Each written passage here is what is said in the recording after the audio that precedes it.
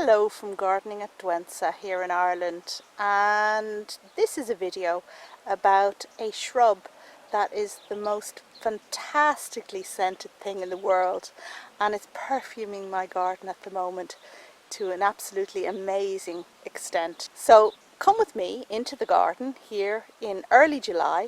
We'll have a look at the west side of the garden where this shrub is in proliferation, and let's hear all about it.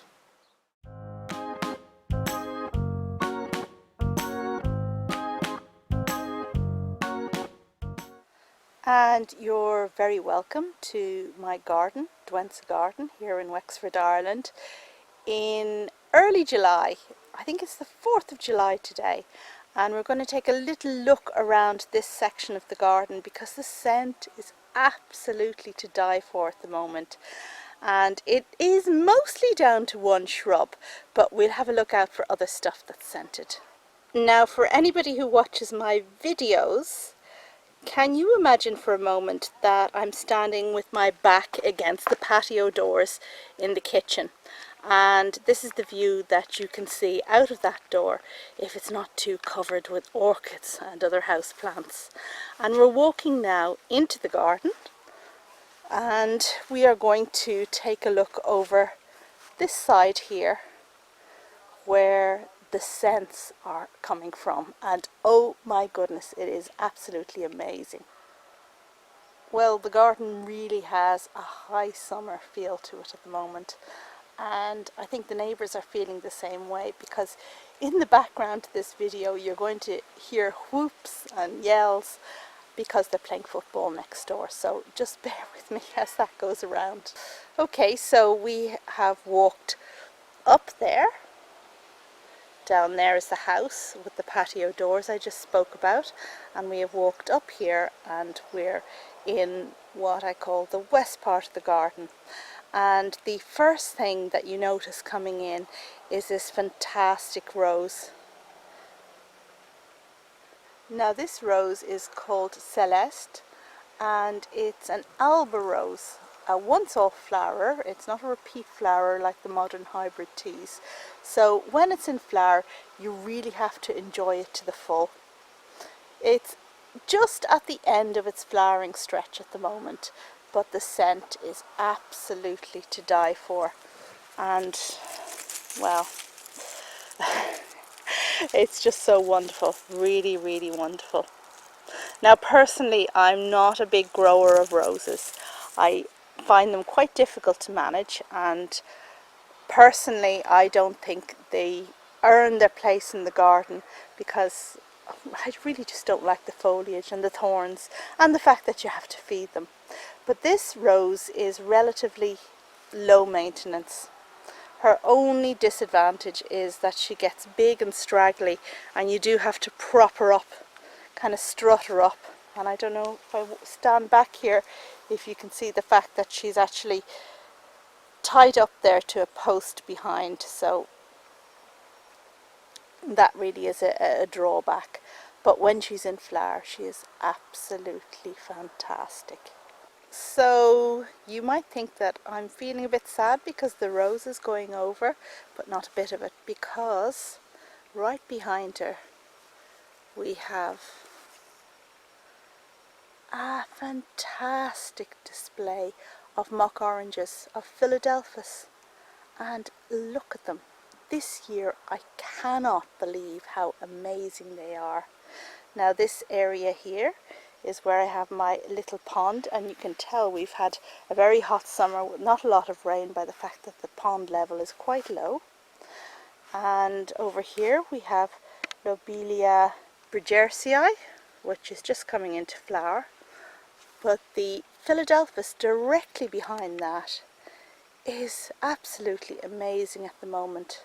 Now this one is called Virginal, and when I came across it in a garden centre I just had to buy it, and I already had loads of mock oranges in my garden, but when I got a whiff of the scent of this thing, it was, I don't care what it costs, I just have to have this.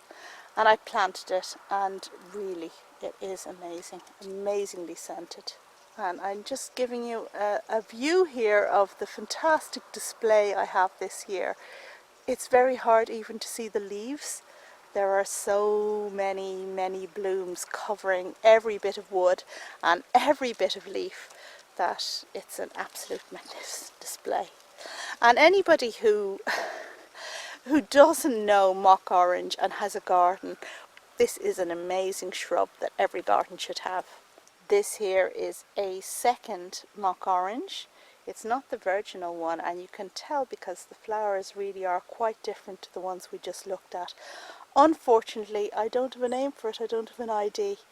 And you can tell I really like this shrub because over there is another one, and this is different yet again. And this is the third one, which has very much double flowers. Look at that. And it has a gorgeous scent, it really does. I've just been sticking my nose in here and appreciating it. And this one really is good too. Again, I don't have a name for this one because when I started out with the garden, the mock oranges were one of the first things that I planted. So I wasn't very concerned about names. I thought the fact that it was a mock orange was enough of a thing to remember. Now I'm sure you're wondering what the scent is like, and despite the name, I don't think it smells of orange at all. I know orange blossom flowers and they are fantastic, they smell absolutely amazing, but this one really doesn't smell like that at all. I'm not quite sure what to chalk it down to, but it's a good one. It's a good one. Or what can I say? Each plant, each type of plant has slightly different scents. So the virginal one, very amazing scent, and this one a very nice scent too, but different from the virginal one. So here we are looking at the first mock orange again, the one called virginal, and we're turning around, and as we turn right down there you can see that we have yet another mock orange, and that is in full abundant flower at the moment too, just beyond the Stipa gigantea. And then as we turn around here via the table, you can see that there is a complete backdrop of mock orange here, a mock orange hedge as you will, and they are all in absolute bloom except this one. That one there doesn't have many blooms this year, but all of the other ones, the one on its left and all of the ones on the right, are in amazing flower. So I think the very hot summer we had last year has really had good effect on them. And here we are just looking at that hedge in a bit more detail, and these are uniformly the same mock orange all the way along, and it looks to me like the same one as the second one I showed you, so also a no ID. And the least interesting of the three, I must say, so it was really bad luck that the one that's the least interesting was planted the most ubiquitously in the garden. And now we're over the other side of the garden because I want to show you the fourth type of mock orange that I have in my garden, and it is over here, and it's this one here on the left that has finished flowering. So this one regularly flowers before the ones in the west garden. It has a very compact habit, very kind of neat shrub, much easier to manage than the other ones, and I'll come on to pruning mock oranges in just a minute. And it has amazingly scented flowers. Now this one smells very much of cloves as far as I'm concerned. A really not astringent, but a most definite clovey scent that comes to you in wafts on the breeze. And I'm sorry I can't show you it in full flower, but it really has gone over now at this stage. However, the scent is still there, and as I walk around there are wafts of this clovey scent that come to me, and I love it. I absolutely love this. It's, I suppose, more spicy than sweet or floral, but a very nice one to have. And now we have crossed over once again to the west part of the garden, but we're on the outside of that hedge I showed you from the inside, and you can see how the mock oranges present on the outside. So this one is in full flower. There's that stubborn one that decided not to flower very much this year at all, and the rest down here which are in full flower, and they really are doing so well. But you can see that the habit of these mock oranges is more the classical mock orange habit, which is that they tend to get very tall and leggy, and you do need to address it through pruning. Now, I have made a mock orange pruning video before, and I will link to that at the end of this video. So if you're considering getting a mock orange, do bear in mind that it is something that you're going to have to prune. Otherwise, what's going to happen is you're going to get stems here that extend up and become bare over time, and you're going to have all your flowers really at the very top of the bush, and that's not really a very desirable outcome at all. So when this hedge and the other mock oranges finish flowering, what I intend to do here is to reduce the height a good bit. And I don't know if you can tell, but these are about 10 foot high, and it's just a bit too tall for that part of the garden. Well, from my taste anyway. So the first thing I'm going to do is reduce the size, and then I'll carry out the normal annual maintenance pruning, which you can check out in the video I'll link to at the end.